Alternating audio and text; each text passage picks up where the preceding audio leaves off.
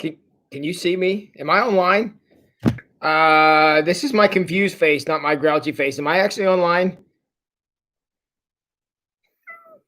You think by now I would be good at this, but I am not.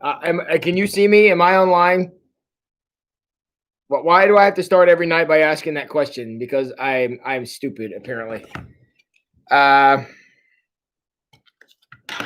right. Hey, awesome. I'm glad you guys can see me, or at least somewhat glad. Okay.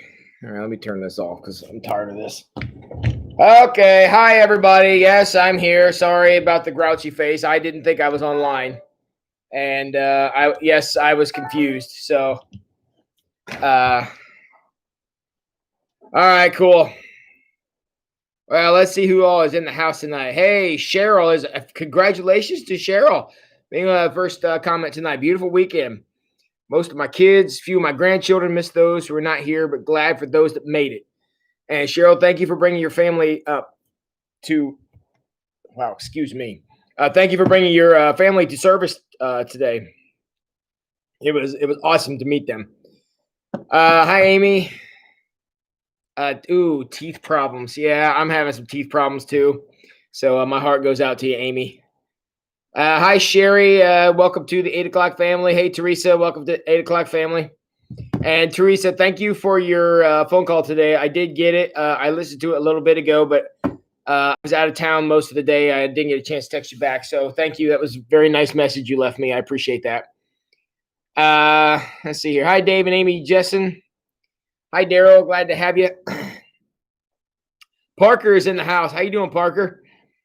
Hi, Tina and Mike. It was great seeing you guys today. Parker, it was great seeing you. Not in your normal seat, since apparently I blocked off I blocked off your particular pew. It was nice to see you sitting there in the back. Hey, DW, thank you for your help parking cars today.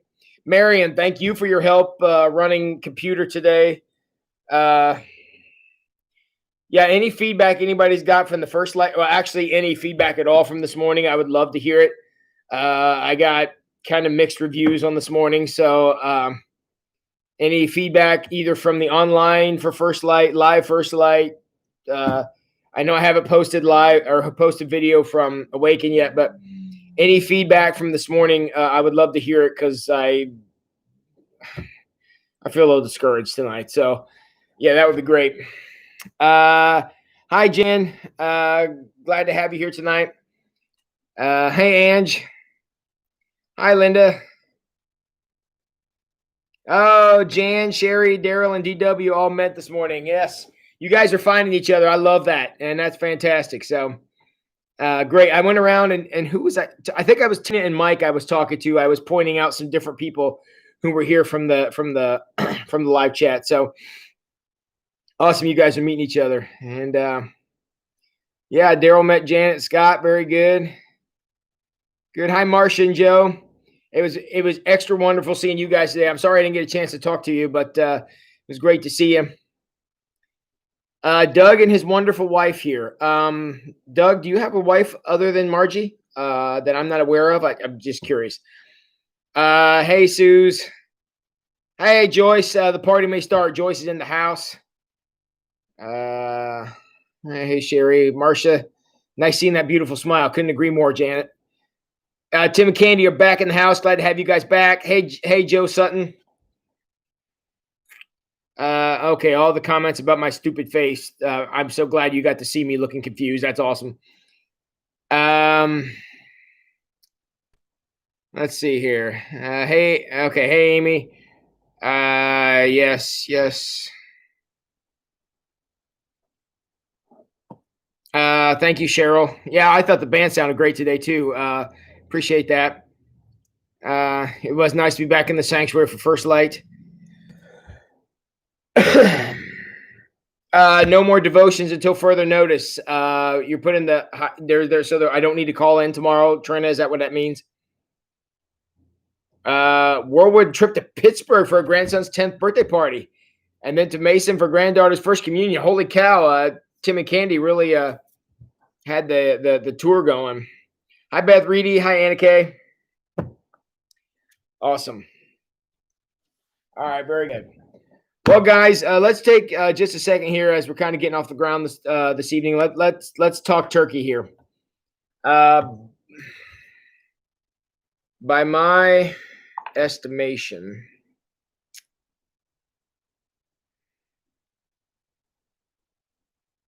let's see here. By my estimation, come on.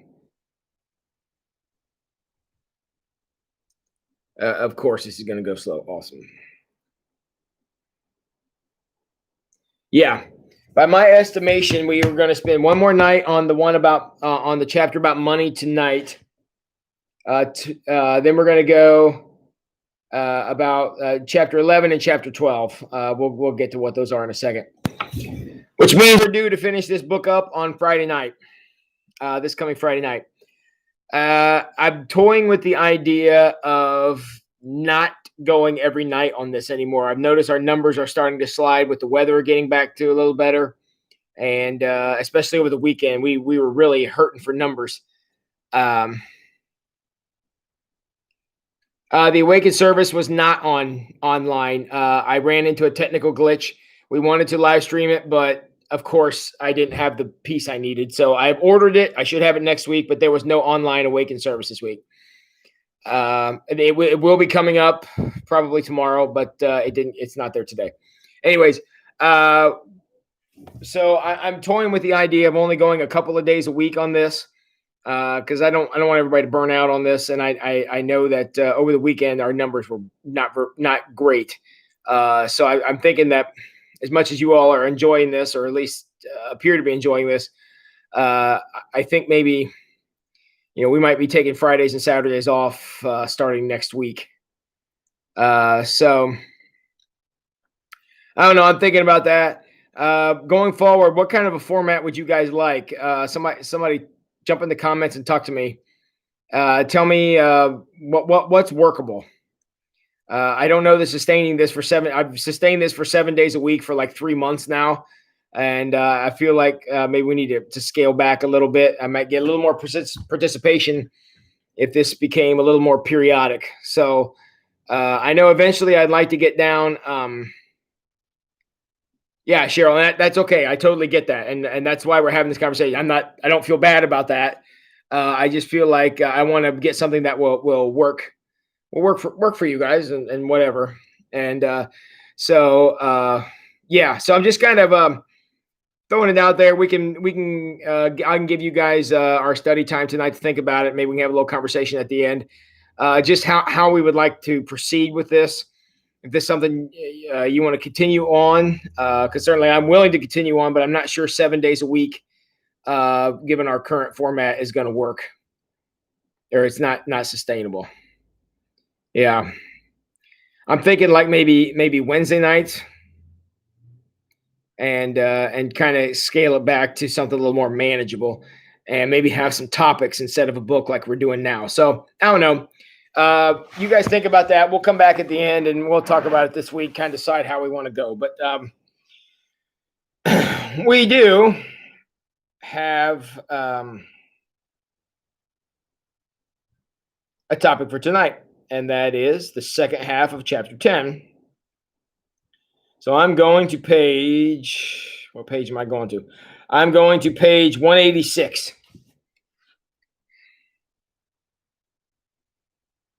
Yeah, Sunday through Thursday. Yeah, I don't know if I want to go all 4 nights or not. We'll see. Can we meet at the church? Yes, we can meet at the church. Yes, we can do that. What we can do is, since we have the live stream capability from the sanctuary, we can meet at the church and live stream from here. Maybe, do you guys want to do that maybe one day this week? I'll have the option to be live. I can teach down in the sanctuary, and we can live stream from down there. If that's something you'd like to do, yeah, throw that out there. We certainly can do that too. The heck is this? Hold on a second. Why is this popping up on my screen? Can you guys see that on your screen?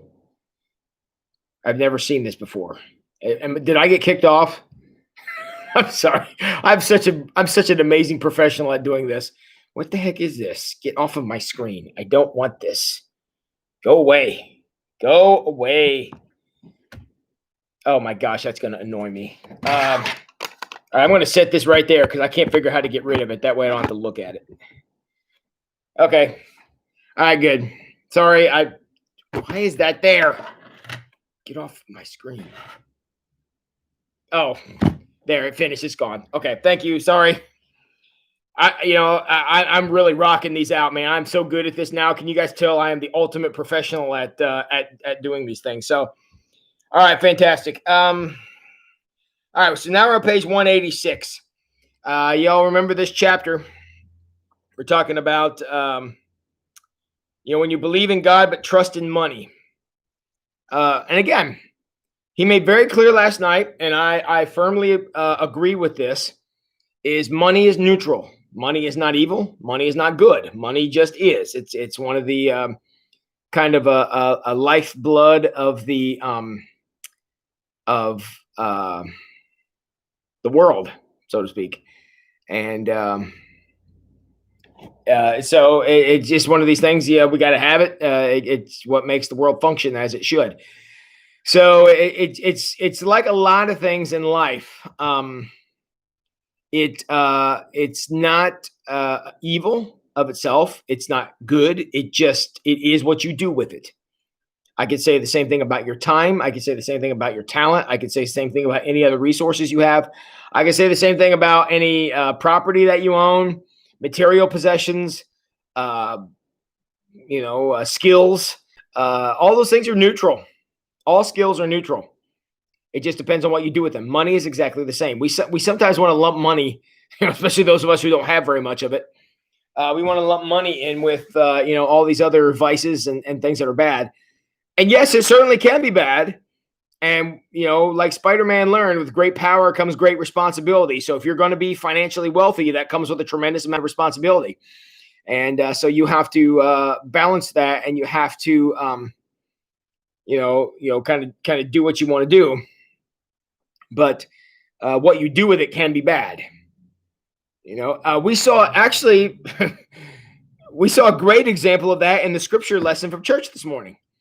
Moses saw an Egyptian slave driver beating a Hebrew, and he was filled with compassion for the man who was being beaten. That in and of itself is a very good thing.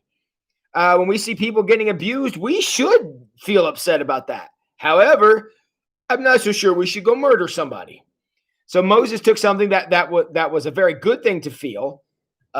He felt compassion for the man who was being abused.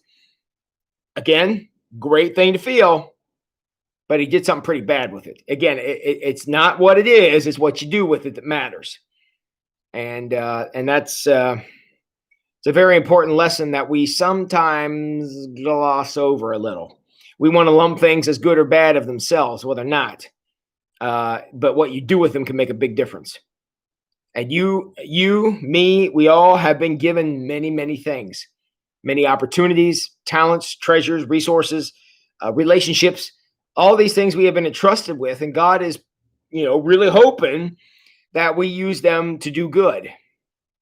That when you folks interact with me, it's a positive experience for you. And when I interact with you, it's a positive experience for you. That's what God wants. That's making good stewardship of what we have, our power, our influence, our presence, all these things.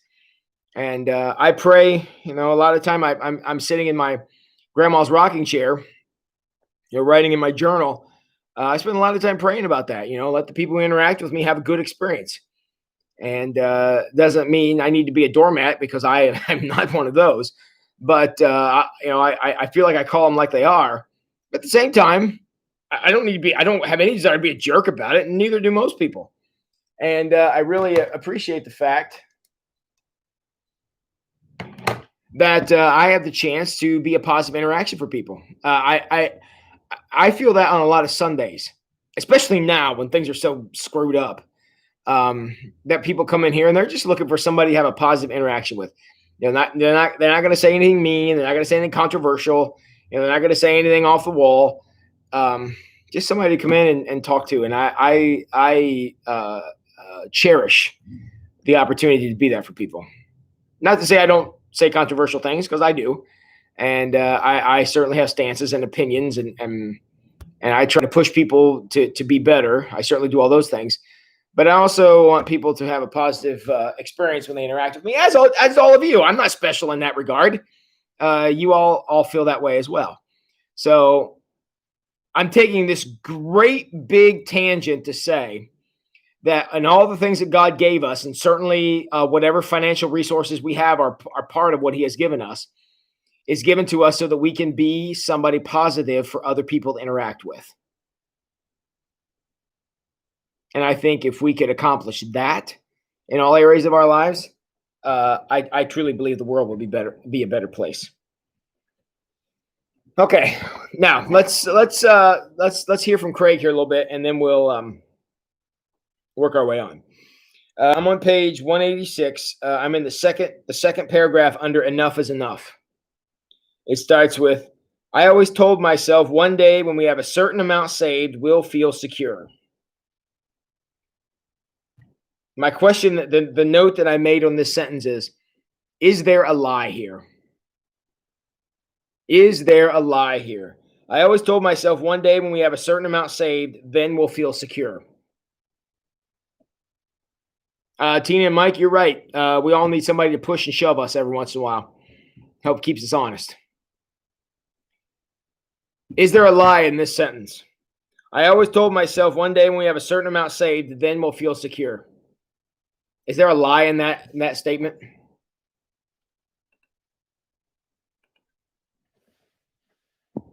Can you identify the lie? Because I'll tell you, he says when he wrote this, he was 42 years old. I'm currently 45 years old. I had all my whole life, I thought if I could just have a few $100s more than where I am now, then I would be financially secure. And it's like the donkey chasing the carrot on the end of the fishing pole. I just never seem to get there. Joyce says security is not about money. I'll give a humongous amen to that. Tina and Mike say, yes, the more you make, the more you spend and think you need. Also truth. Candy says, depends on what your secure is. Now you're getting to the heart of the issue. How do we define secure? Because do you have to have enough money for the rest of your life? Because honestly, no one has that. So yeah, what does it mean to be secure?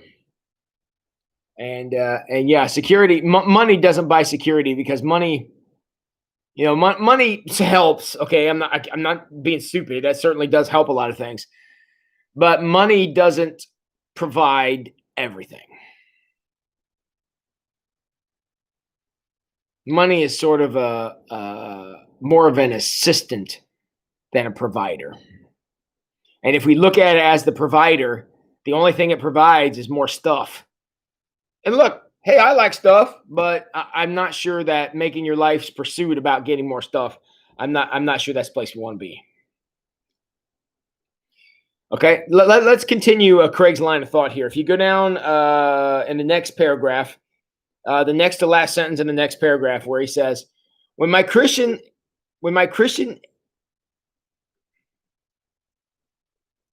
hang on, there's a word not right here. When my Christian atheist let go of those false promises of worldly pleasures, it was easier for me to pursue God. Okay, I totally butchered that sentence. Let me try it again.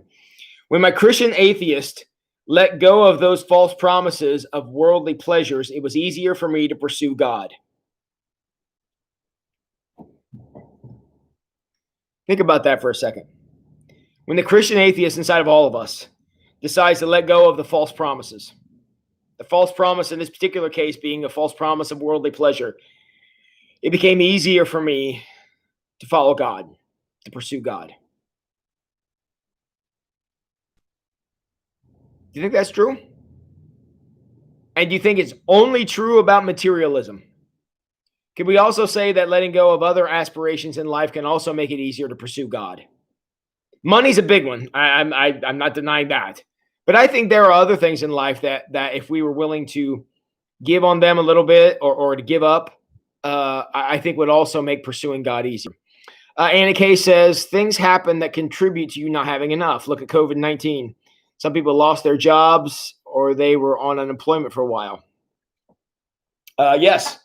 COVID-19 has been a great check of a lot of things in a lot of people's lives. I absolutely agree with that, including this guy right here, and has been a great sort of a testing space to see where we are.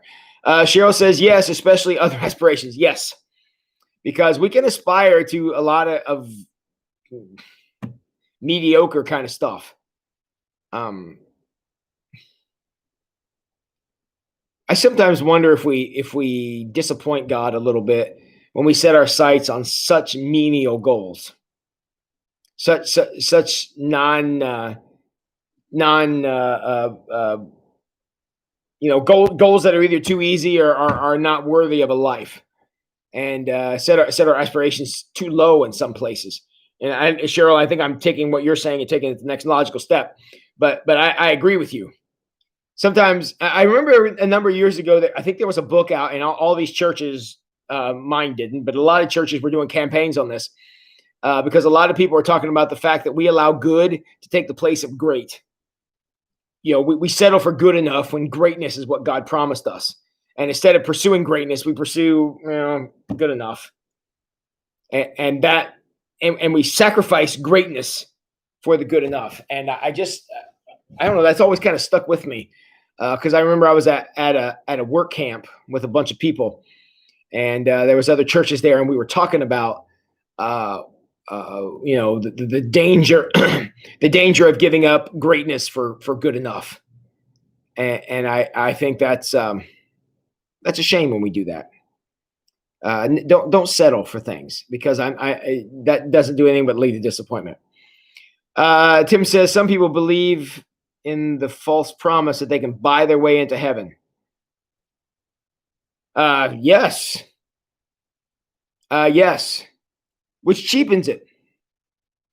It really does. And I know that seems weird, but if we think we can earn it, then we are equating heaven with our paycheck, or we're equating heaven with a medal we get at the end of a run, or we equate it with a trophy, or we equate it with a diploma. I don't think heaven compares to any of that stuff. All that stuff is great, and I've got some trophies at home and some medals that I've gotten from some races I've done. In fact, I just got one yesterday from an event, and I'm really proud of those things. I don't normally show them to a whole lot of people, but I'm very proud to have those things. But that's all they are, and I think that's a dangerous thing. And I very much dislike when we use the heaven to be the carrot on the end of the stick to motivate people to get involved in things. I think people being involved is awesome. Look, think about what I do for a living. I think involvement is the greatest thing on earth. People being involved in building the kingdom, and but I think that we're like, well, this would be a great motivation to get people out to try to, build this habitat house or be a part of this mission project. I prefer to take the approach of this is, we do these things as a response to what God has already done for us. We're not trying to earn something, because that ain't how it works. But I think people getting involved in appreciation for what God has already done, I think that's a powerful thing. Oh dear. Cheryl, I agree, Tim, but it does help do missions. It does if done improperly. But I agree, Cheryl, but you need to mix it with action too. Yes, that is the truth. I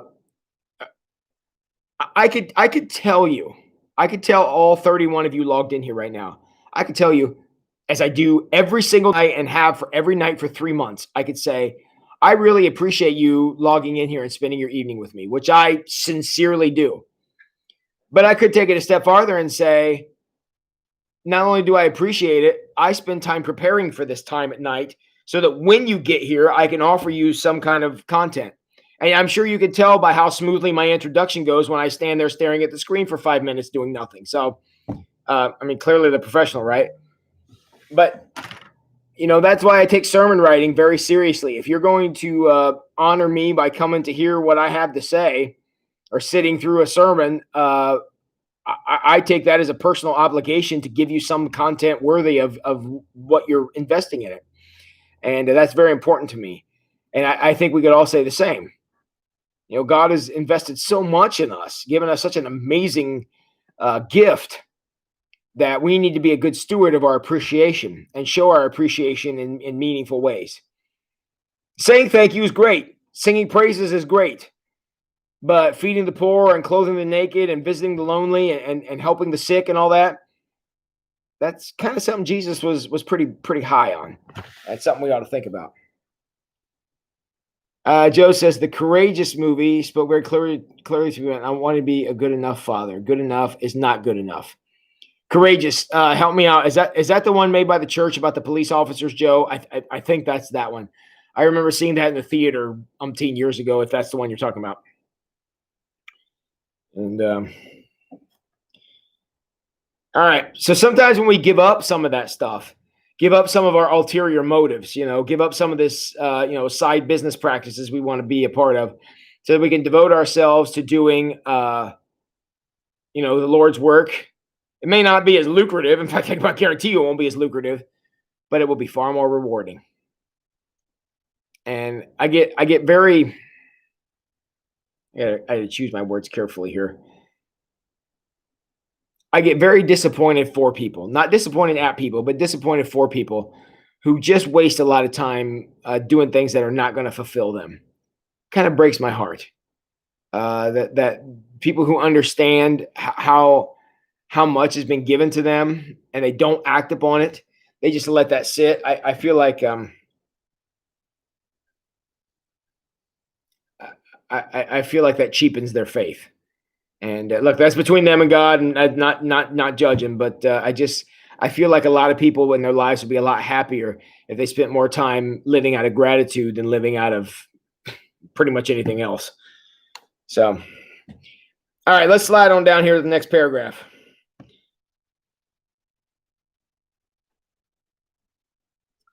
One of the things that he says here, and actually, I would like your opinion on this. He's talking about American culture in this next paragraph, and he goes into a whole thing, but there's a sentence right in the middle. I'd like to throw this out to you because I haven't decided yet whether I agree with the sentence or not. But here's the sentence. He says, Americans are not known for being sacrificially generous. Do you think that's true? Do you think we as a culture are not sacrificially generous? And the reason and go ahead and type your comments in the chat there, but I don't know of any other country on earth that has as many active charities as we do. Any opportunities to give to every cause under the sun.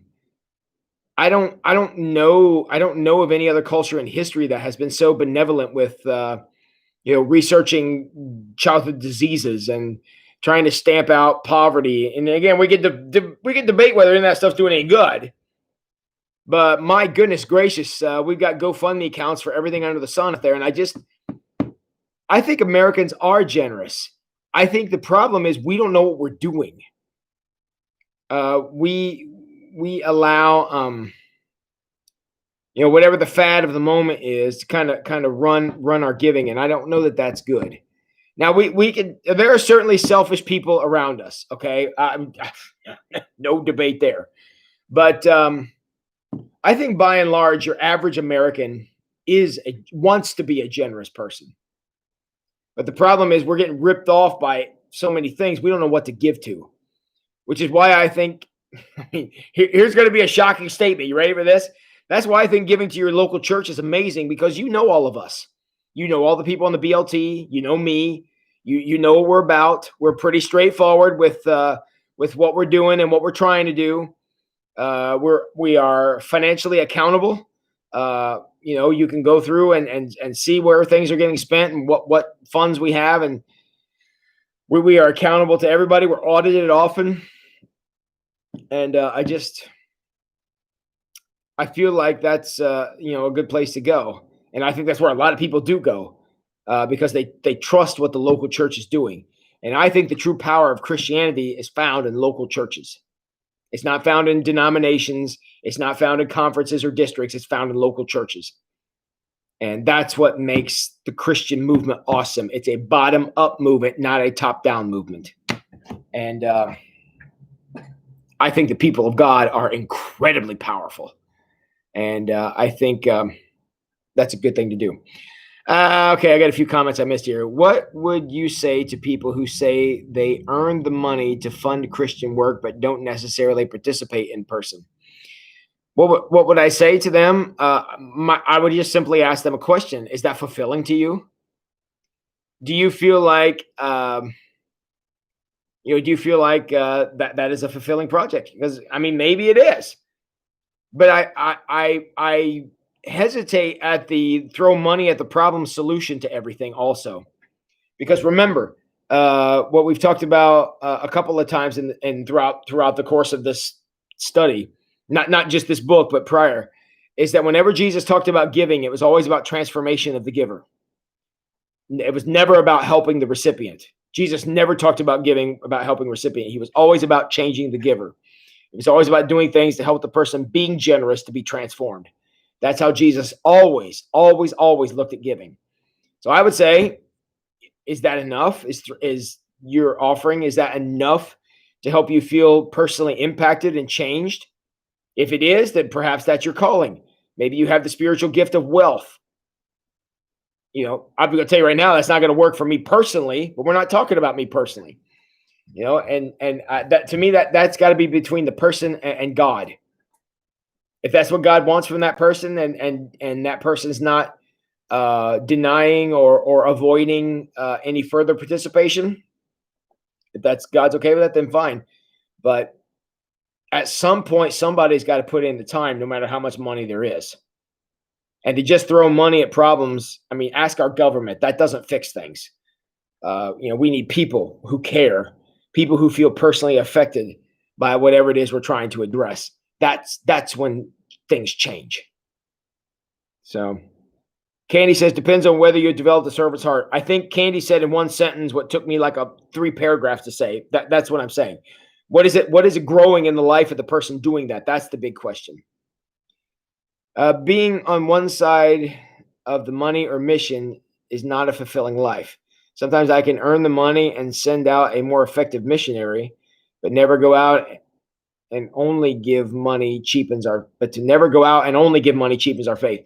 Yeah. I think that's kind of what I was alluding to. Is there has to be personal transformation in whatever is happening, whether it's giving or going.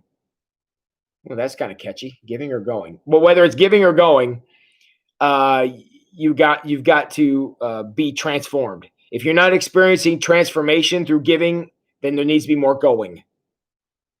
On the other hand, that could possibly go the other way. I mean, that's probably more rare than the first way.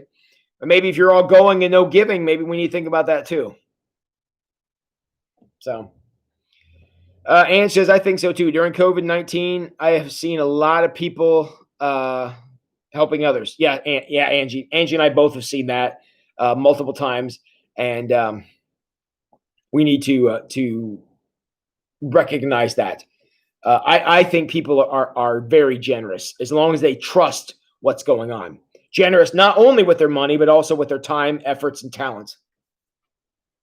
Maybe he was referring to people's charity going directly towards tithing. I do not look at tithing as here comes a weird statement, but let me explain what I mean by this. I don't look at tithing as giving. You were like, what the heck is he talking about? What I mean by that is tithing is the first 10% according to the Bible, and he talks about that in this chapter. Tithing is what is asked for, because tithing is what helps the church or organization function. Giving is what's on top of that, is above and beyond, and that's when true mission happens, and that's when true transformation begins to happen too. If you can give more than 10%. And again, I'm not saying write your whole paycheck over to us and hope for the best. I'm not saying that. I think that tithing is a spiritual practice giving is a transformational practice. I know the difference doesn't seem that big, and it's really not. But I really think generous giving, most of us could probably afford to part with 10% of our income most of the time. It's when you get above and beyond that you really start to feel blessed. You really start to feel, not blessed, that's the wrong word. You start to feel transformed by generosity. Be amazed at what that will do for you. So, t-shirt time. Yeah. It's about giving and going. that may not be right, but yeah. Amy says, I prefer to save money than to spend it. Well, there are some people who agree with you and some people who don't, Amy. I can tell you that. Candy says, a lot of the giving COVID-19 has been for photo ops. Not locally, but internationally, there's no question that's true. And that to me is like, come on, guys.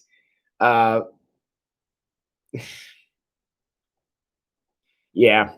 Look, that money does a lot of good, so I'm not going to turn it down. I'm glad for all that relief, but when you're doing it for a show, God was pretty, Jesus was pretty clear. It's all the reward you're going to get. So Tim says, my belief is that you get more satisfaction from getting involved and seeing the mission for yourself.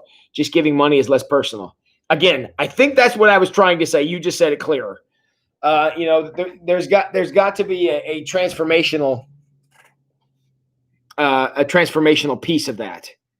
And I Tim, I agree with you. So Ann says it's called second mile giving. See, you guys are all smarter than me. I use too many words, but yeah, that's exactly what it is. And that's where transformation of the giver, which is what giving is all about. That's where that stuff starts to happen. So yeah, Cheryl agrees with Tim too. Good. Joe, seeing mission work is the pay dirt for the heart of it. Yeah. As I look back on my life and all the things I've been a part of, all the crazy projects and crazy situations, things I'm the most gratified with were the time that I really got my hands dirty. And I don't mean just building something, because I've built lots of things. I mean, really got in there and was a part of making something different, making something better. That takes finances. I'm certainly not going to argue with that. But personally, if we're talking about the goal of giving being personal transformation, some of the most transformative experiences of my life has been ones where I had some skin in the game. I had, my hands in the dirt too. And I think that's a mindset change that we really need to, I probably ought to do a sermon on that sometime. That the purpose of giving is personal transformation. We give to change ourselves, not to minister to a need, not to pay a bill at the church, not to provide a family with a meal. All that's great. Don't get me wrong. I'm not saying any of that's bad, but that's not why we give. We give to as a spiritual discipline to experience the transformation of God. Generosity is just another word for obedience. And I think that if we were willing to be obedient in our giving, we would feel a more sense of fulfillment out of that. And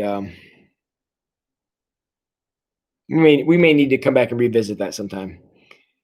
Cheryl, when I have taken people on a mission trip, the one thing I can tell them is that we will bless those they meet, but we will be blessed so much more. Having been on a whole bunch of mission trips myself, I can tell you, Cheryl, that is true every time without exception. You think when you're going on a mission trip, we're going to go change this whole thing, but that never happens. But you get changed yourself. And that is nothing but truth going on right there.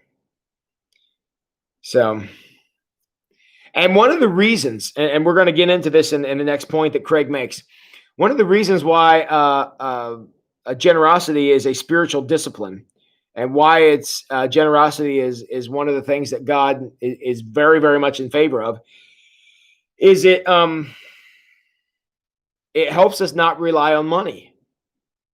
If you're being generous, you're not going to be somebody who's trying to build up material possessions. And I'm now on page 187. I'm in the paragraph that starts with yet the Bible is clear. Let's read that. Find out what the Bible is clear about. Yet the Bible is clear that Christians are called to give generously, lest they start trusting money until it becomes their God. In this statement, do you hear the purpose of giving? The purpose of giving is to prevent you from falling into the trap of loving money, of worshiping money, of having your life revolve around money. That is such an easy thing to fall into. In fact, the 32 of us who are logged in here tonight have probably all fallen into that multiple times in our lives. But it is so very important for us to be very, very careful when it comes to money. And one of the ways we can guard ourselves against the love of money is to freely give it away, is to be generous. And that generosity can insulate you against an unhealthy relationship with money. Do you think power-hungry, money-grubbing people are going to be generous givers? No. That's because accumulating money is the goal. That's the purpose. If you're generous at giving money, that money doesn't control you. You control the money. And that's a great lesson for prosperous people to learn. And giving is a great way to insulate yourself against the dangers of wealth. It could truly become a spiritual gift, the spiritual gift of wealth, if you're willing to be in control of it, meaning let it flow to where God wants it to go. Easier said than done, but still an important practice.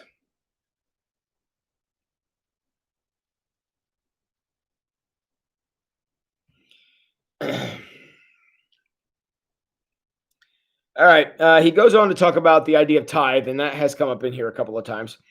Tithe is 10%.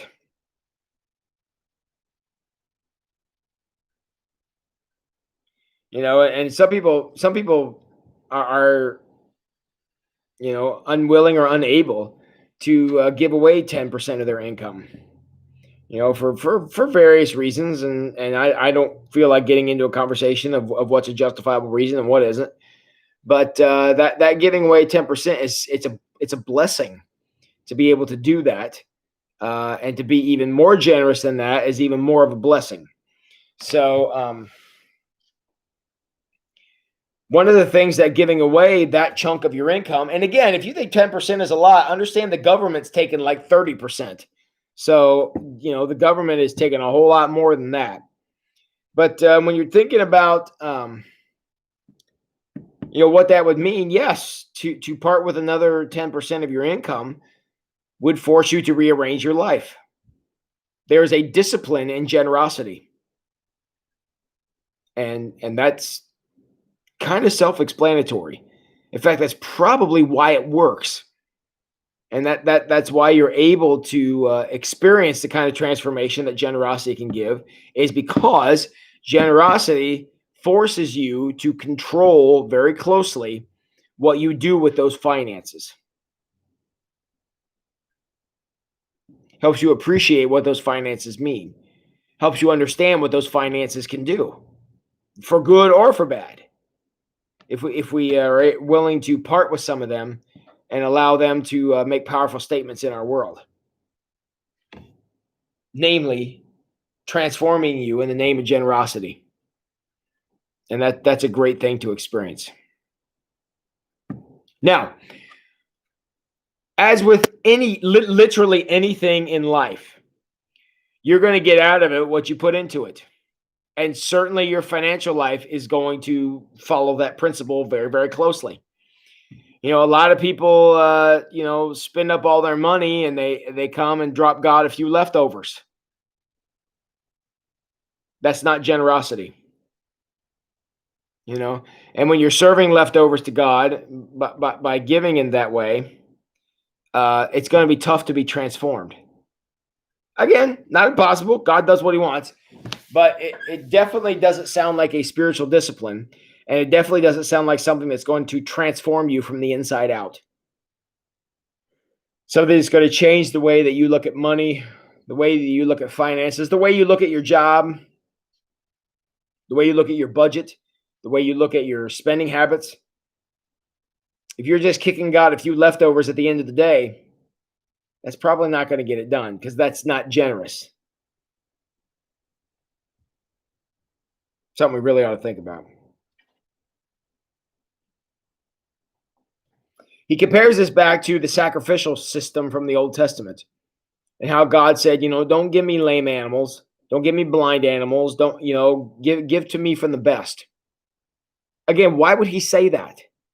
He's saying that because in giving that way, that's the kind of giving, that's the kind of generosity that leads to transformation. And putting a 20 in the collection plate has never filled my heart. I'm assuming you mean there, Joe. Yeah, there's nothing fulfilling about that. There's nothing transformative about that. But generosity is a transforming force. And something I would highly recommend if you've never tried it.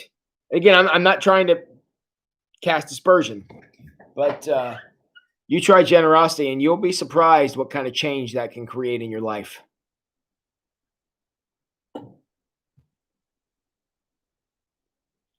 And one of the things he says here, why don't you try that with your local government? Just give them whatever you want. The last 2 years I became a homeowner and I'm learning all about property taxes and that whole joy and rapture. Is your place that holds your property taxes and you're like, well, I know I owe a couple $100, but I got $58. I'm just going to give you that. Is that going to be cool? That's all I have left over. What's going to happen to your house? I'll give you the short version. Somebody else is going to own it.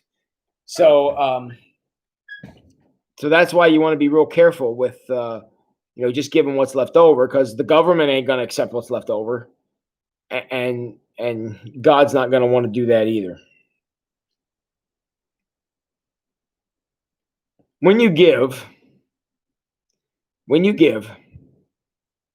there has to be a sacrifice, and he talks about this story of King David.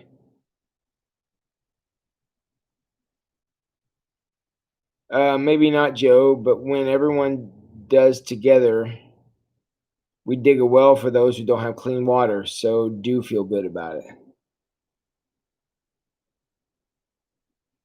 Yeah, and certain situations, if you're not a person that can go do that, I understand that.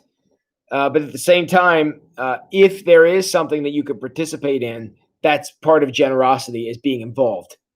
And giving money surely is part of it, but not all of it. And I think that's kind of what we're getting at here. David actually talked about this very thing. He went to what was the guy's name? Arana. Arana had the threshing floor. I remember, and David wanted to buy it from him to set up a sacrifice there. And Arana's like, "Dude, take it. You're the king." And David's like, "No, I'm not going to give offerings to God that cost me nothing.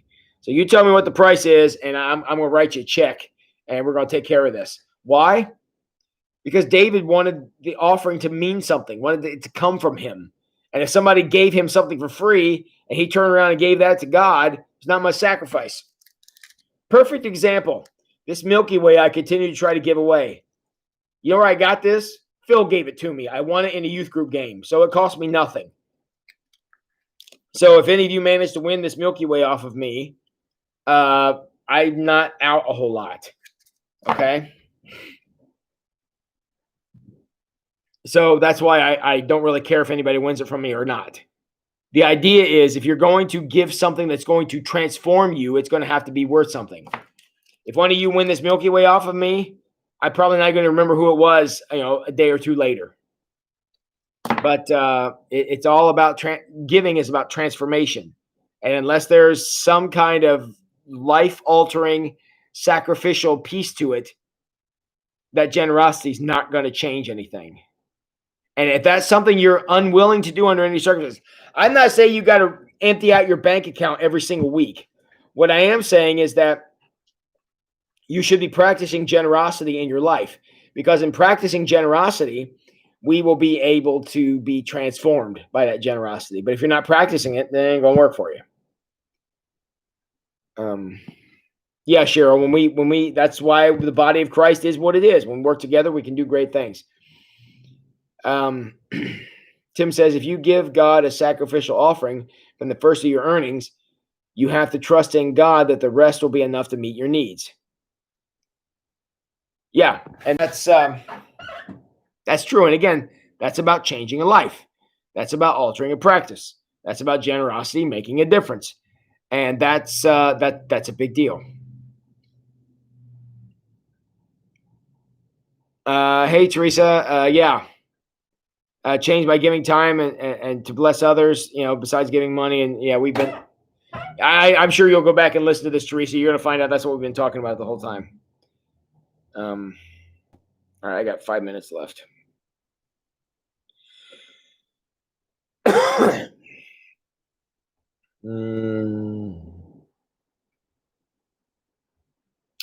Okay, let's skip to the end of the chapter. At the end of the chapter, he talks about a mission trip that he took to Honduras. He went there to build houses. They went to a woman's home, and when she was serving dinner, she served Craig meat. Nobody else got meat, but he did, and the reason he did was because this woman had saved up for months to purchase this meat because she had heard that Craig is a big fan of meat.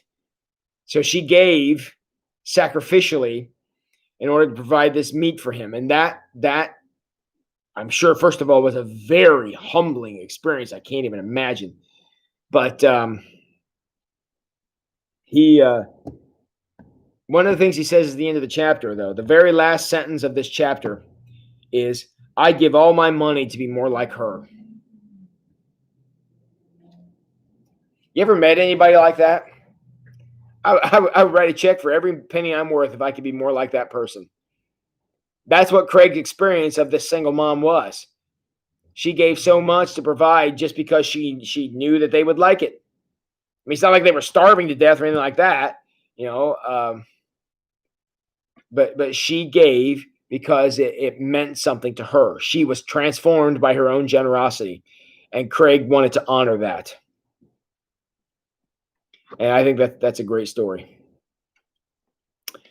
Joe, I can agree that each part helps, but that 20 didn't affect me like God wants for me to. Giving that extra for the wells and my time are what he asked for. I'm in agreement with you. Yeah, Joe, I know you're in agreement with that.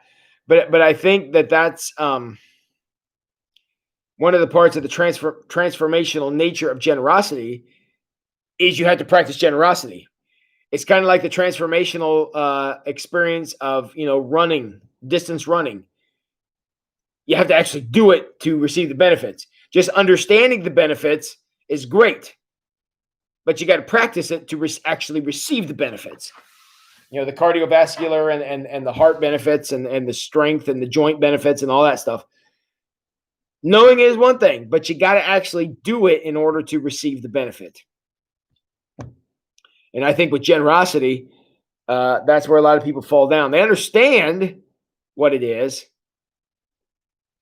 but that doesn't translate into actually doing something. And that can get to be very difficult along the way. So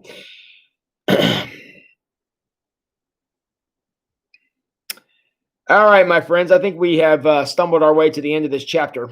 I'm looking ahead at chapter 11. When you believe in God but don't share your faith. I think this is going to be an interesting chapter. I think it's going to be an interesting chapter. It should lead to some good conversation. So I'm looking forward to working through this chapter over the next 2 days. So, all right, my friends. Anybody else got anything for the good of the evening? That's true, Sherry. Some of the happiest people I've met on earth are in that very situation.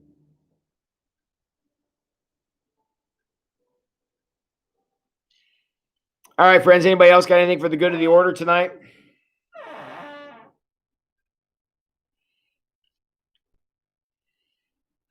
Yeah, I think we're going to we'll finish up this book this week. We should finish I don't know, Thursday or Friday. I forget where we are.